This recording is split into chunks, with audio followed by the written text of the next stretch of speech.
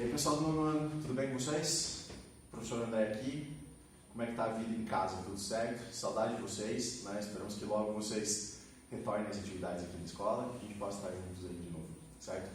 Pessoal, olha só, então agora, né, hoje a gente vai começar um assunto novo e esse assunto a gente vai ter que fazer uma pequena recapitulaçãozinha de algo que a gente trabalhou lá no final do ano passado, tá? Lá no oitavo ano a gente trabalhou sobre o período do Brasil Imperial, então a gente viu lá as questões da proclamação da independência, a gente viu sobre como foi o governo do primeiro reinado, a gente viu também o período regencial e a gente falou bastante coisa sobre o segundo reinado também. E a gente foi até a Guerra do Paraguai. Bom, a gente volta a estudar a história do Brasil nesse momento e a gente vai falar sobre a maneira como o Império ele entrou em crise e como que foi a derrubada do Império no Brasil, certo? E, obviamente, né, como foi o processo de proclamação da República, tá? Só que para a gente entender esse processo, a gente vai voltar um pouquinho lá do matéria do passado, do ano passado, e a gente vai falar brevemente sobre Guerra do Paraguai, mas só para fazer uma pequena introduçãozinha sobre o assunto e a gente possa entender melhor como é que foi o processo, beleza? Pessoal, então, hoje a gente volta a estudar a história do Brasil e o nosso tema de hoje é a crise do Império, beleza? Vamos lá. Pessoal, então, vamos falar um pouquinho sobre a Guerra do Paraguai. A Guerra do Paraguai ela acontece entre 1864 e 1870. E a gente vai lembrar que a Guerra do Paraguai ela envolveu 4 países da América do Sul, né? Brasil, Paraguai, obviamente, Argentina e Uruguai. Desses 4 países, o Paraguai ele ficou isolado e os outros 3, Argentina, Uruguai e Brasil, eles formaram uma aliança contra o Paraguai que ficou conhecida como Tríplice Aliança, certo? Isso é bem importante.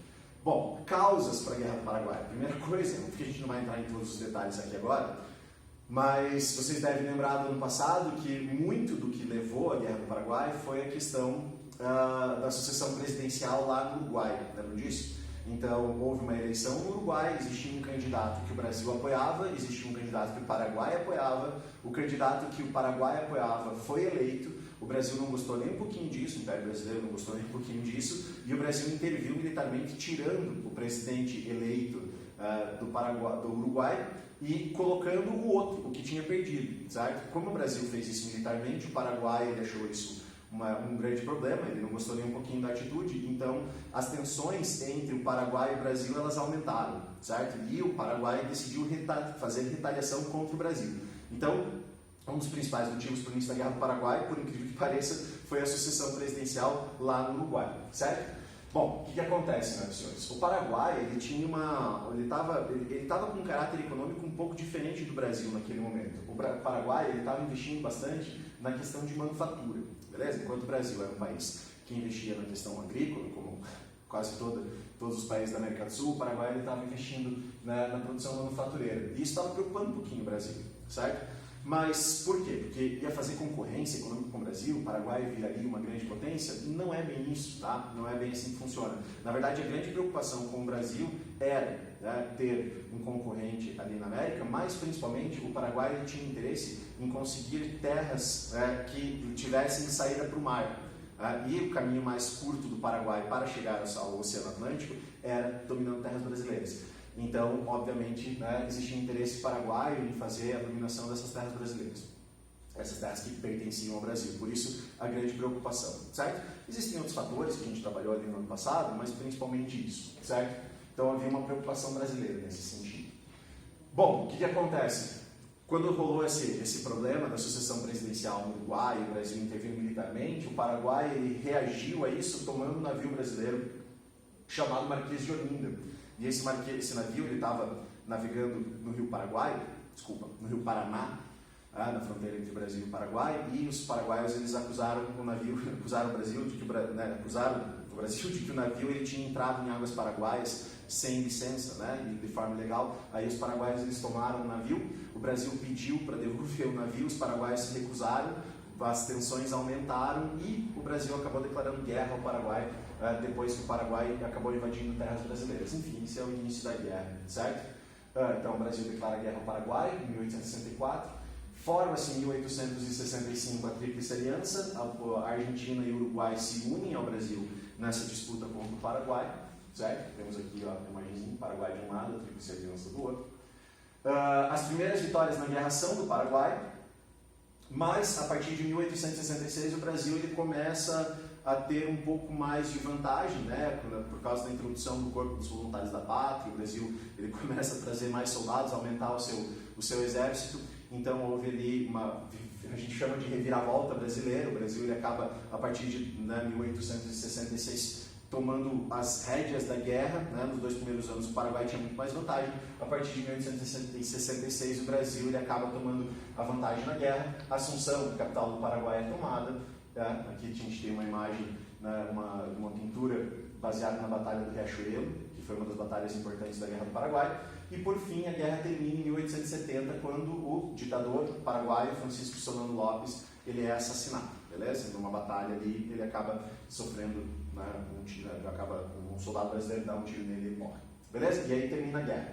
Bom, isso foi só uma recapitulaçãozinha, mas por que isso daqui é importante, senhoras e senhores? Por causa das consequências da Guerra do Paraguai e como que isso daqui acabou agindo diretamente para a crise do Império Brasileiro. Primeira coisa, o Brasil não tinha um exército formado, tinha o exército, mas ele ainda era muito pequeno, com poucos homens, tinha poucas armas e tal, e para lutar nessa guerra precisava de muito investimento. O Brasil não tinha dinheiro para isso, a gente acabou emprestando muita coisa da Inglaterra, muito dinheiro da Inglaterra, e isso aumentou a dívida externa que o Brasil tinha. Outra consequência importante, o exército vencedor da guerra, o exército brasileiro, ele sai da guerra com prestígio muito alto, e isso vai ser bem marcante, porque o exército ele vai ter contato com os exércitos da Argentina e do Uruguai, e do Paraguai também, por que não, que eram países republicanos. E aqui no Brasil era um império, né? Era uma monarquia. Então aqui no Brasil o exército não tinha participação política nenhuma, enquanto na Argentina, no Uruguai e no Paraguai o exército tinha participação política.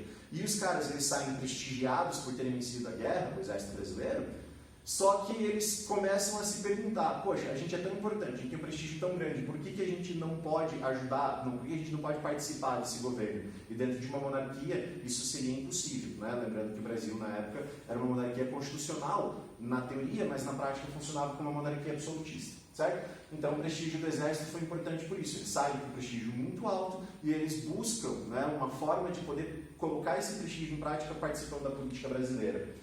Houve uma crise no escravismo, que a gente vai falar daqui a pouco, e no caso do Paraguai, o país foi completamente destruído. Beleza? Então isso aqui era só uma recapitulaçãozinha sobre a Guerra do Paraguai, que é importante para a gente entender a crise do Império. E por que isso, pessoal? Por que exatamente a Guerra do Paraguai é importante para entender a crise do Império? Porque até a Guerra do Paraguai, o governo do Dom Pedro II ele foi praticamente incontestável, certo? Não existiam grupos políticos que tivessem um interesse muito grande em tirar o Dom Pedro II do poder e colocar uma república, por exemplo. Até a Guerra do Paraguai isso não acontecia. A gente teve em 1848 uma tentativa de revolução praieira, mas não foram grandes revoluções. O Dom Pedro II ele tinha uma habilidade política muito grande de manter os grupos políticos que existiam no Brasil sob controle, certo? Então, até a Guerra do Paraguai, o governo dele era incontestável. A partir da Guerra do Paraguai e da crise, principalmente econômica, certo? Pelo endividamento, e essas relações com o exército também começaram a ficar um pouquinho mais difíceis, é que o governo do Dom Pedro II começa a ser contestado, e aí há um interesse em ter uma substituição do seu governo. Mas mesmo assim, gente, olha só, a Guerra do Paraguai termina em 1870 e a proclamação da República só em 1889. Então aí, pelas minhas contas, a gente tem 19 anos depois, certo? Quase 20 anos ainda de governo de Dom Pedro II, mesmo pós-Guerra do Paraguai. Beleza? Bom, o que a gente precisa saber? Quando a gente fala sobre crise do Império, não é um fator só, tá? Não é simplesmente um dia os militares do Exército Brasileiro acordaram e pensaram assim, vamos tirar o Dom Pedro II do poder e proclamar a República. Não. Foram 19 anos onde vários fatores importantes aconteceram, várias crises aconteceram, né? E uma foi se unindo a outra até que a situação do Império ficou insustentável e ele foi deposto, beleza? Então a gente vai ver cada uma das etapas, né? Cada um desses grupos que de alguma forma ficaram insatisfeitos com o governo e que lá no final se uniram pelo fim do Império, beleza? Primeiro deles, pessoal, a gente vai falar sobre a questão escravista. Lembra da Guerra do Paraguai, que a gente falou sobre, a gente acabou de falar sobre, né, as consequências, a gente viu que uma das questões foram, né, uma crise do escravismo? Então, a Guerra do Paraguai foi importante por isso, por alguns motivos. Primeiro deles, o Brasil não tinha um número grande de soldados para enfrentar os paraguaios, certo? O Brasil tinha muita gente, mas poucos soldados. Se eles queriam vencer a guerra, eles precisavam incorporar mais pessoas para o exército brasileiro. E a maior parte da população brasileira na época, vocês devem lembrar que era formada por escravos, isso mesmo, certo? Então existiam escravos. O que foi feito, pessoal? Muitos escravos eles foram direcionados ao exército brasileiro para lutar na Guerra do Paraguai, beleza? Alguns foram como voluntários, outros foram por livre e espontânea pressão, né? Não houve voluntariado, mas muitos escravos foram. Aí isso gerou alguns problemas. Por quê? Como convencer os escravos que eles deveriam lutar na guerra, né? Primeira coisa, foi prometido para os escravos que voltassem vivos da guerra a liberdade, tá? Isso é uma coisa importante. Só que, cada vez que a gente liberta um escravo, que se entende a libertação do escravo, a gente tem que pensar que existe um dono do escravo que estava perdendo uma propriedade. Então, é óbvio que os donos dos escravos não estavam interessados na ideia de ver o seu escravo indo para a guerra, morrendo ou voltando livre.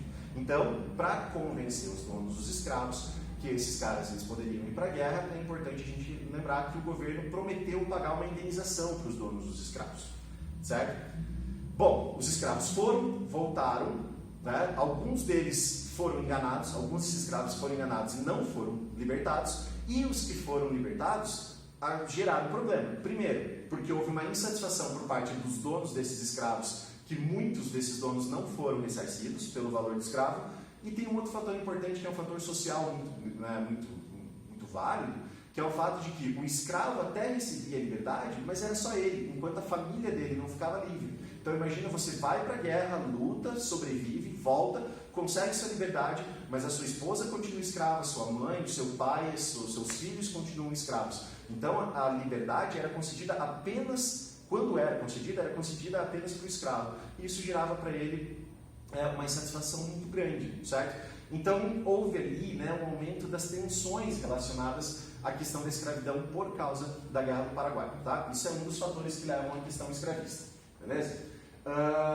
Agora, a gente tem as questões daqueles que continuavam escravos aqui no Brasil. E a gente tem que lembrar o seguinte: a partir de 1850, o trabalho escravo ele passou a ser gradualmente substituído pelo trabalho de imigrantes. Lembram disso? Lá da Lei Eusébio de Queiroz, de 1850, que proibiu o tráfico.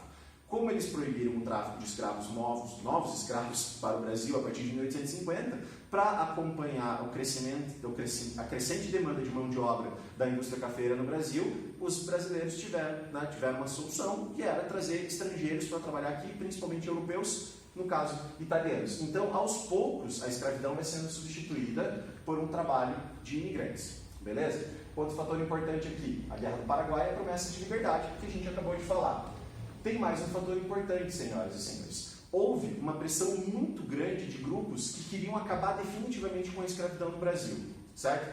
Essa pressão ela existia dentro do país com grupos abolicionistas e existiam de fora do país também, de outros países que queriam que o Brasil terminasse com a escravidão, acabasse com a escravidão.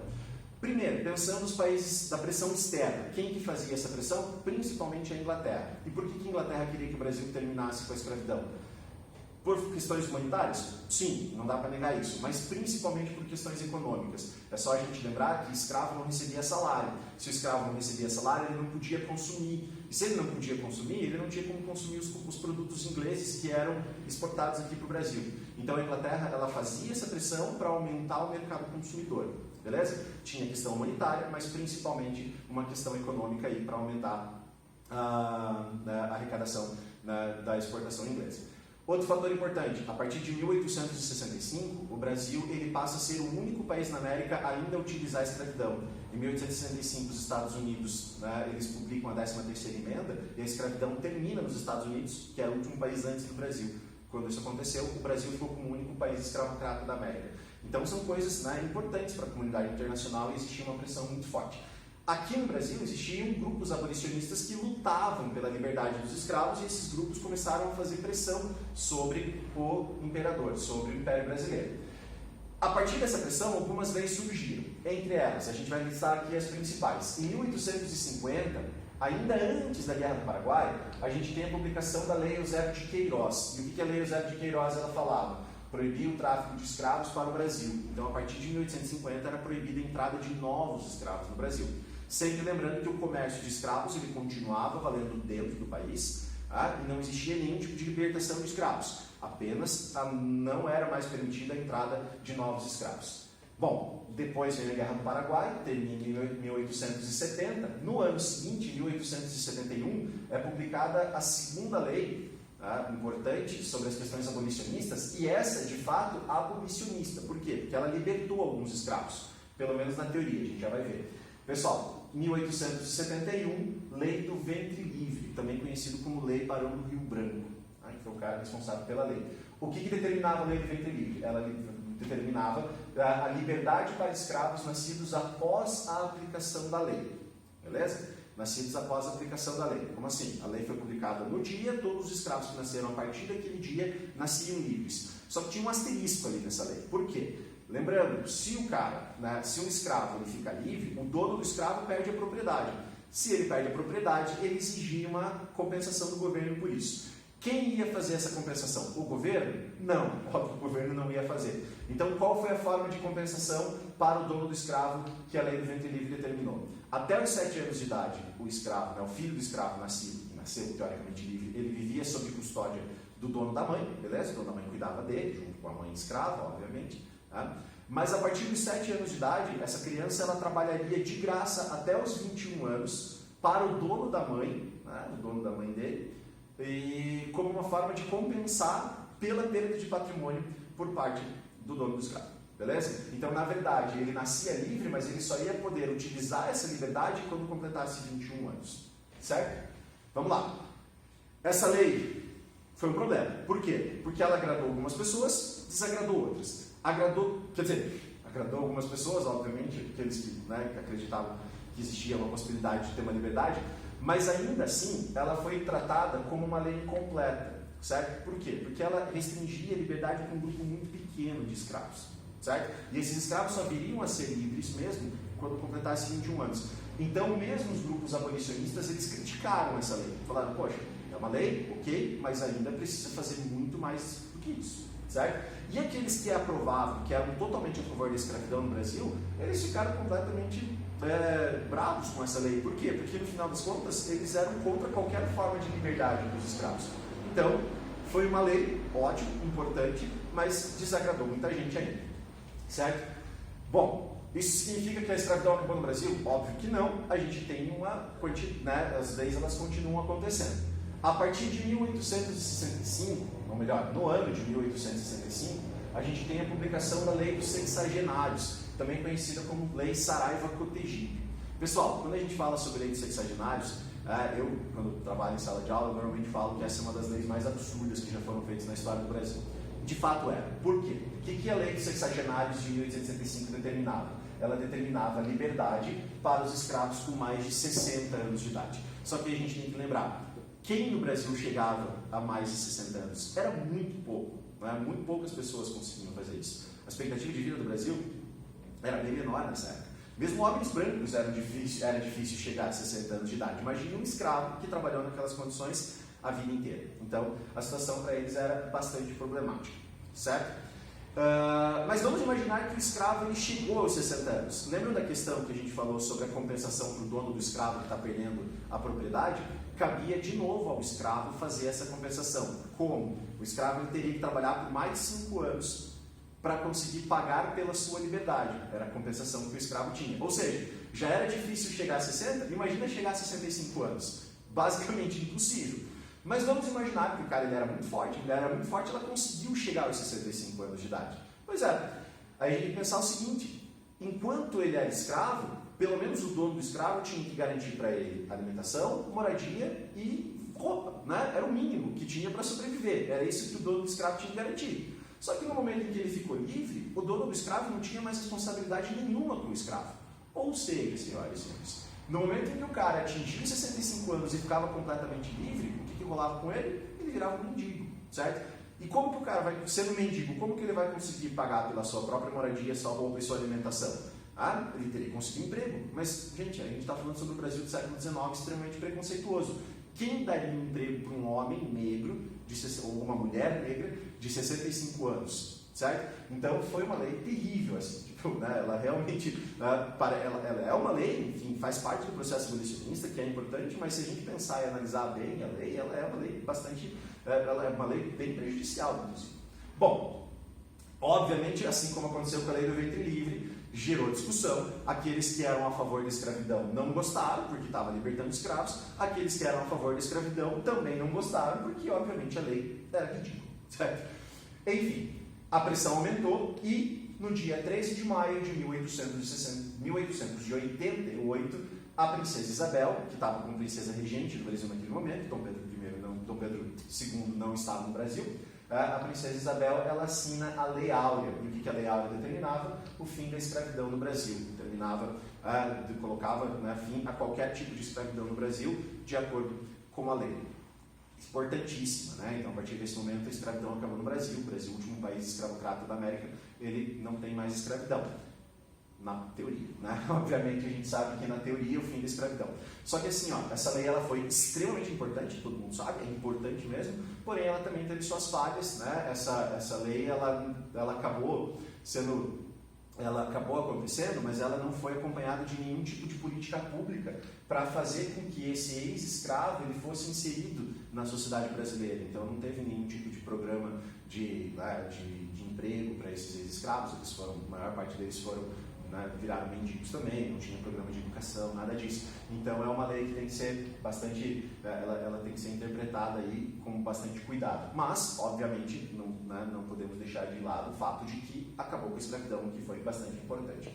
De novo, aqueles que eram a favor da escravidão ficaram completamente malucos com isso. Para eles foi péssimo, porque eles perderam a base da sua mão de obra, e o último grupo que estava junto com o Império, que eram os escravistas, né, aqueles que apoiavam a escravidão, no momento em que a escravidão acabou, eles abandonaram o Império. Falaram assim, bom, era a última coisa que a gente tinha aqui com vocês, né? Era a última coisa que o Imperador garantia pra gente. Ele não consegue garantir mais nem isso, então não temos mais por que apoiar o Imperador. Não é à toa que demorou apenas 15 meses ali, 14 meses, para que a independência, a proclamação da República acontecesse, beleza? Então essa é toda a questão escravista, né? Essa relação aqui foi bastante complexa e bastante estressante para o governo brasileiro, beleza? Bom, foi a única? Não, a gente conversou que existem outras, né? Que é um apanhado de causas. E se é um apanhado de causas, a gente tem que ver as outras também. Outra questão importante, pessoal, foi a questão religiosa, certo? Lembrem o seguinte, o Brasil ainda é um país bastante cristão, certo? Na época, no século XIX, a gente tinha a Igreja Católica como igreja oficial do país, certo? Está lá na Constituição de 1824. Pessoal, só que existia dentro da nossa Constituição de 1824 uma questão que acabava gerando uma série de desentendimentos entre o Império e a própria Igreja Católica, certo? E esses desentendimentos, eles vão levar a um rompimento entre essas duas instituições importantes. Lá no mesmo ano que começou a Guerra do Paraguai, 1864, o Papa, ele publicou uma decisão, né? Ele teve uma decisão, e ele publicou a chamada Bula Sílabus. E o que era definido na Bula Sílabus? A Bula Sílabus, ela aconteceu no momento em que a Igreja Católica estava tendo uma divergência muito grande com a maçonaria. E aí a Bula Sílabus, ela proibia que católicos participassem da maçonaria, certo? O homem católico ele tinha que dar sua vida única e exclusivamente para a igreja, não podia participar de outras sociedades, outros grupos, principalmente que rivalizassem com a igreja, e a maçonaria era um deles. Isso gerou um problema muito grande, afinal de contas, a gente tem que lembrar que nosso imperador, Dom Pedro II, ele era maçom.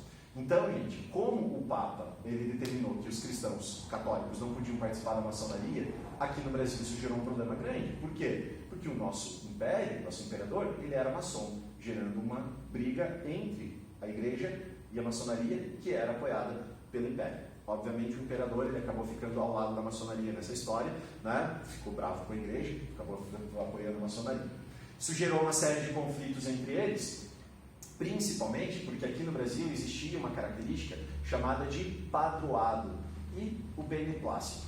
Lá na Constituição brasileira definia o seguinte: todas as decisões do Papa, elas só teriam validade no Brasil se autorizadas pelo imperador. O nome disso é beneplácito, certo? As decisões da igreja teriam validade no Brasil com autorização do imperador. E o imperador, ele poderia interferir em decisões da igreja também. Por exemplo, ele podia nomear ou proibir a indicação de pessoas para cargos importantes da igreja, como o bispo, por exemplo. E essa forma de intervenção é chamada de padroado. Para a Igreja Católica isso era um problema, porque ela perdia sua autonomia dentro do Estado.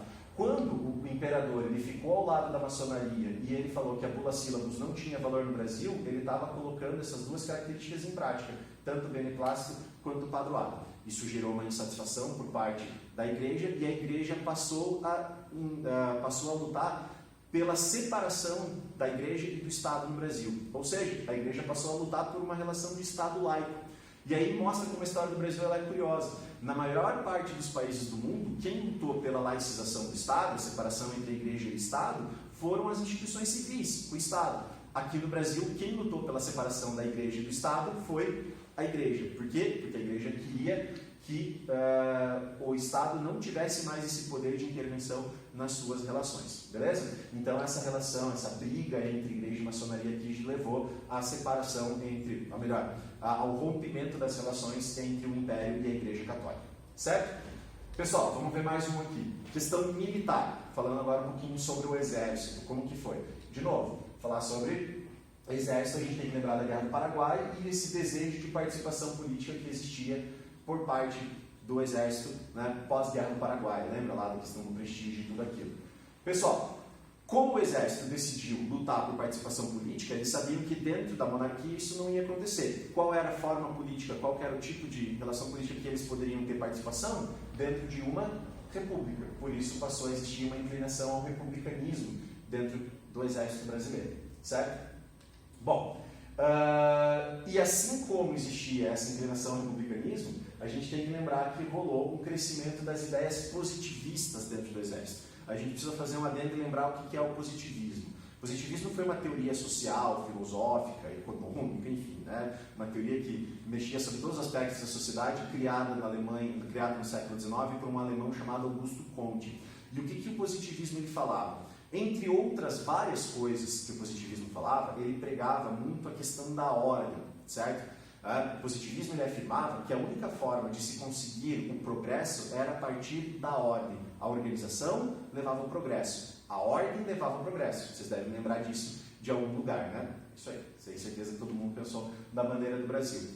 Bom, o que acontecia? O positivismo ele pregava que a ordem levava ao progresso. Qual instituição tinha como grande base a questão da organização extrema? O Exército. O Exército trabalha dessa forma, né? A ordem é a base do Exército. E aí acabou que o Exército, ele se agradou muito das ideias positivistas e junto com o republicanismo, essas ideias positivistas elas se fundiram, republicanismo e positivismo, e cresceram dentro do Exército com esse intuito de criar uma nova forma dos militares participarem do poder, certo?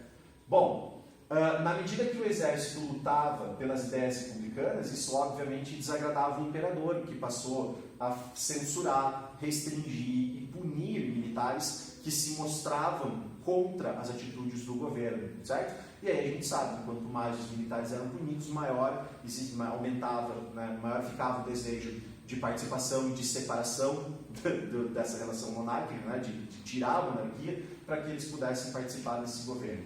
Senhoras e senhores, foi criado, dentro do Exército, foi criado um clube chamado Clube Militar. Esse clube não tinha nada de vizinho, nada disso, tá? Não era um clube de diversão, era um clube de debate, onde os caras eles decidiam, estavam planejando como eles poderiam agir para fazer com que essas ideias republicanas e positivistas prevalecessem no Brasil e que a monarquia fosse derrubada. Foi a partir da criação desse clube militar que houve o processo da proclamação da República, liderado pelo Deodoro da Fonseca. Certo, gente? Pessoal, a gente continua essa questão da crise do Império numa próxima aula, beleza? Por enquanto a gente fica por aqui. Espero que vocês tenham entendido tudo. Se surgirem algumas dúvidas, é só perguntar, beleza? Valeu, pessoal. Abraço.